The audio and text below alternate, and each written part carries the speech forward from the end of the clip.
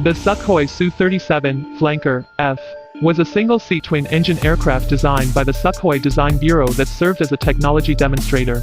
It allowed for the need to enhance pilot control of the Su-27M, which was a further development of the Su-27. The Seoul aircraft had originally been built as the 11th Su-27M T-10M11 by the Komsomolsk-on-Amur Aircraft Production Association before having its thrust vectoring nozzles installed.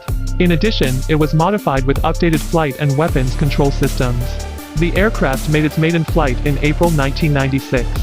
Throughout the flight test program, the Su-37 demonstrated its supermaneuverability at air shows, performing maneuvers such as a 360-degree somersault. The aircraft crashed in December 2002 due to structural failure. The Su-37 did not enter production, despite a report in 1998 which claimed that Sukhoi had built a second Su-37 using the 12th Su-27M airframe. T-10M11 remained the sole prototype. Sukhoi had instead applied the aircraft systems to the Design Bureau's other fighter designs.